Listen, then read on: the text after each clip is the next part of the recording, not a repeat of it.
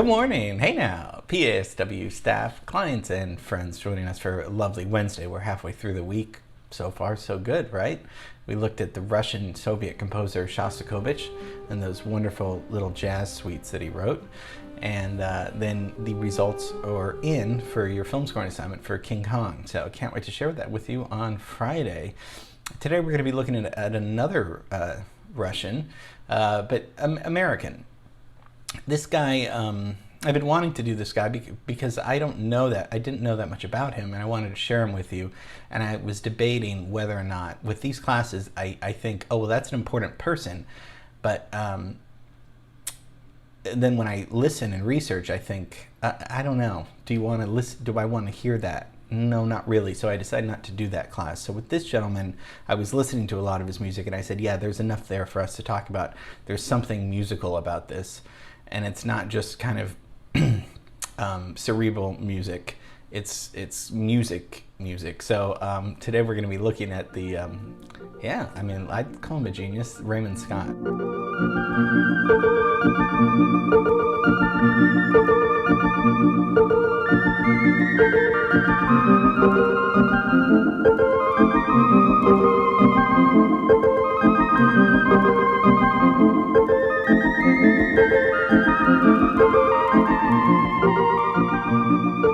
So our thesis for today, I think Raymond Scott made electronic music musical and was the early founders of electronic music.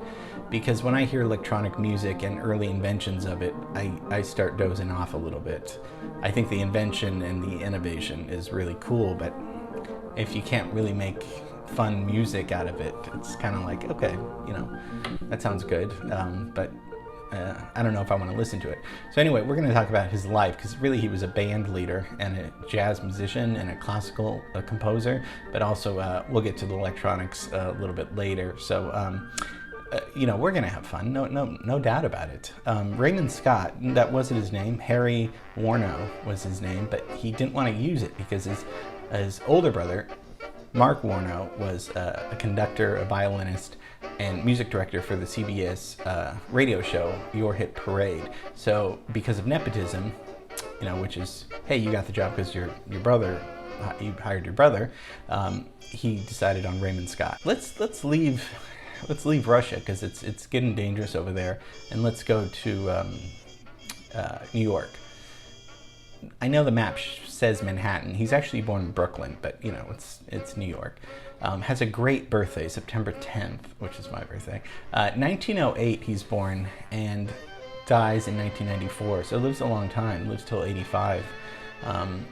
Where's my timeline? Come on, what is the delay? There it is, there's my timeline. So he's writing the 30s, 40s, 50s, 60s. He does his electronic stuff in the 60s, which we'll get to, but the late 30s on, he's got a great career in music, actually. His parents were Russian Jewish immigrants, and he goes to study music at Juilliard Music School, where he studies theory and piano and composition. So, that's on the track already to be a serious classical composer, because that's one of the best schools in the world, actually, and definitely in the country. Begins his professional career as a pianist for the CBS radio, as kind of the house band. In 1936, he assembles a band, from the CBS people, calling it the Raymond Scott Quintet. Even though it was 6 people, he didn't want sextet because sex has nothing to do with sextet. But he thought that would get people's minds in the wrong direction. I don't know why, because I guess I do know why. So anyway, it's a 6 group, but and they start doing swing jazz music in a way that's different than Duke Ellington's doing it.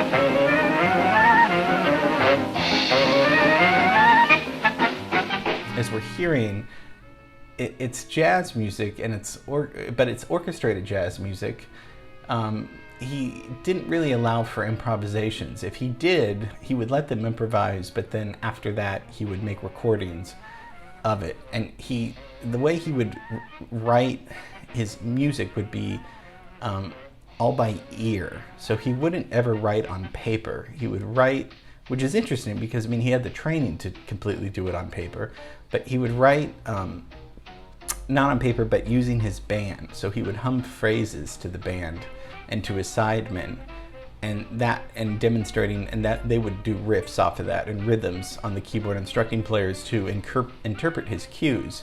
This works really well when you have great musicians, and he did, including John Williams' dad. He was the drummer in his band, the film composer. So they're known as head arrangements, where you hear them in your head.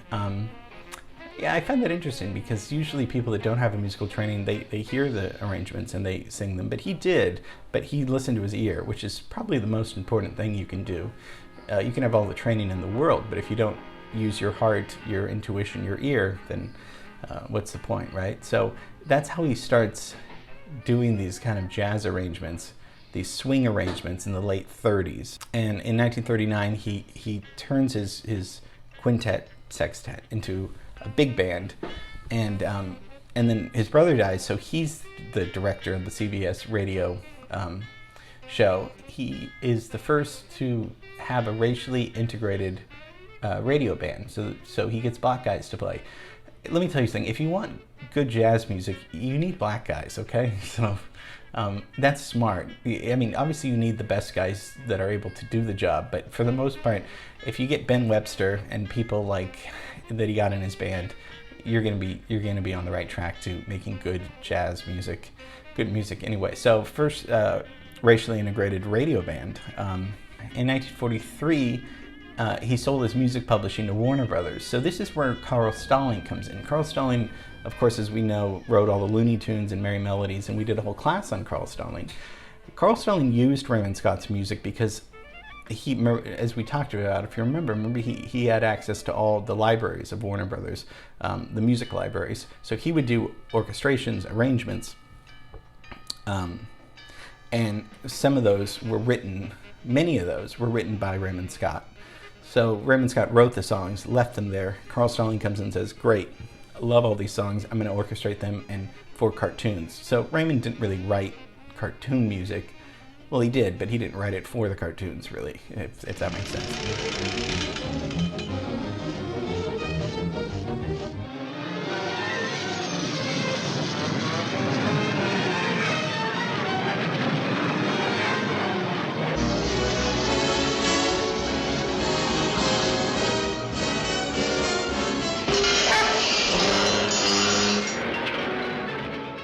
But had a high profile, good paid job. I mean, through CBS, and but it was just a day job to him. He really wanted to finance his electronic music, and this is where it comes into his Manhattan research project.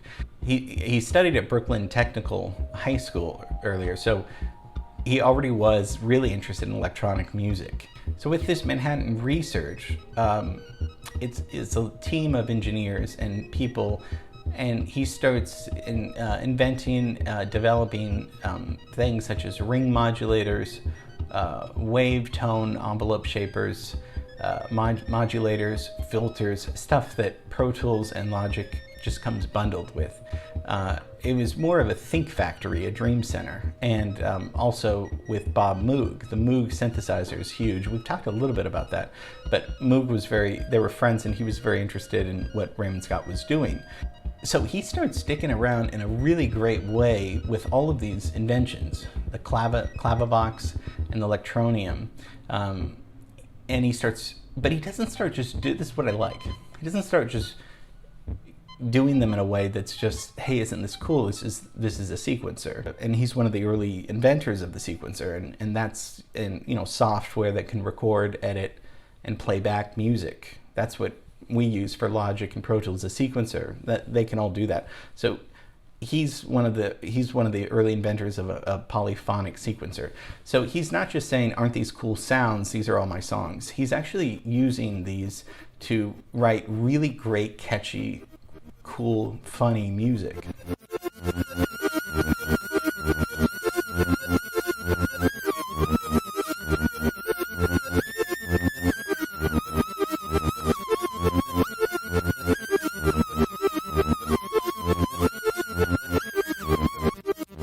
And he credits himself with creating the first self-composing synthesizer. You know, if I know that we didn't talk about that, but Esquivel's doing a little bit of this at the same time, and we talked about Esquivel. He's doing more lounge big band music with electronics a little bit, but he's mostly. But Raymond Scott's doing all electronics. Okay, so we're just going to take a listen to some of these. Now, listen to this music and tell me, does this music not sound like it could be written today? Doesn't this, listen to this piece.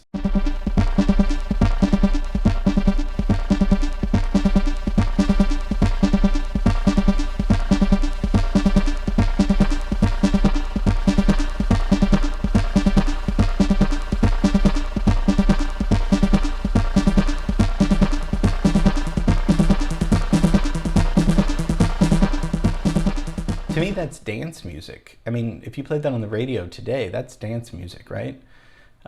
What about this one?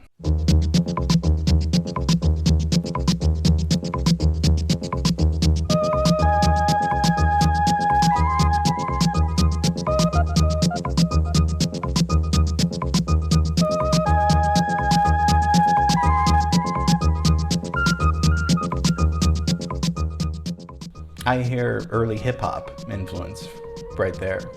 It's got a beat, it's got good movement feel to it. So these aren't just kind of electronic sounds that are just ambient sounds like Brian Eno, but he was before Brian Eno. And ambient sounds are great, you know, relaxing, meditating. I mean, that I'm not devaluing that. But Raymond Scott's using rhythm and has a feel for, I mean, he's making it swing, right? That's just one quotation because it's not fully swinging, but you know what I mean. Okay, let's listen to this one.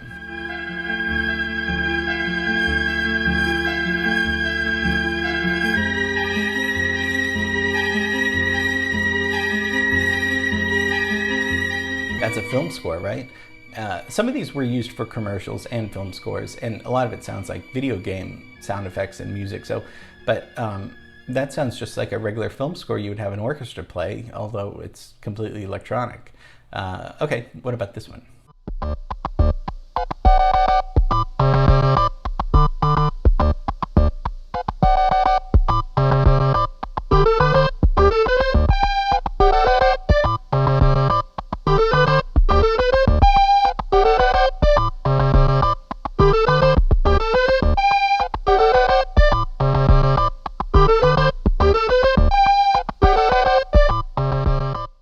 Now I hear early minimalism here. This is before Steve Reich. Listen to this piece by Steve Reich.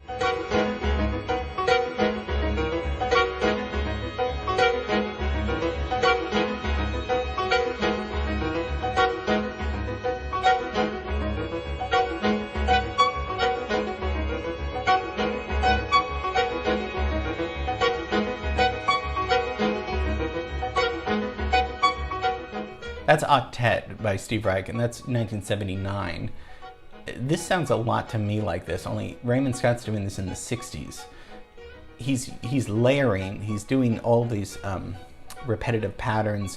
It's sounding really cool because he's got a rhythmic engine going on already. Again, this is, I mean, the 60s, nobody was doing this. Frank Zappa's doing a little bit of this, but that's the mid-60s. Okay, listen to this one.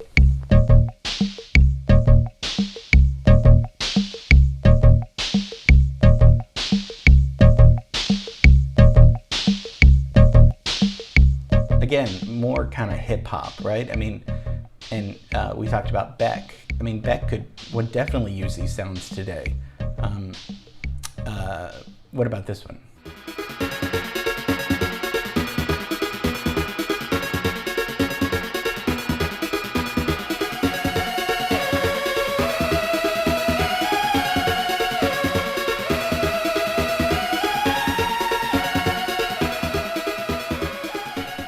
pop rock right now. I mean, that could be in the 80s or today. I mean, that's pop rock music. I mean, it's great. It's really great music. So I'm getting a lot of ideas for composers. We talked about Brian Eno, who you know, used this kind of stuff, ambient music. I also think Evangelist, the composer that we listened to, the composer for Chariots of Fire, his electronic score. I like that Raymond Scott's using electronic music to create music and not just electronic music, hey, this is cool, these are electronic sounds, because, you know, that's great, but that's, to me, sometimes that's not music. You know, I mean, this is subjective, of course, but he's really making music swing, making music happen, making it fun, making it interesting to listen to in the 60s, way ahead of his time. So just wanted to share a little bit of Raymond Scott, thought he deserved a shout out in a class. And, you know, I mean, because of him, we have MIDI devices, you know, MIDI computer stuff. I mean, he was just kind of in the 60s in his own little world and became pretty isolated and, but you know, huge genius inventor, but most importantly made really fun, good music. So that's Raymond Scott. Okay, hope you enjoyed it. Tomorrow, yeah, you know what we're gonna do tomorrow. I think we're gonna go back to LA. We got to get out of New York. It's just too crowded. Okay, love you, miss you, see you tomorrow.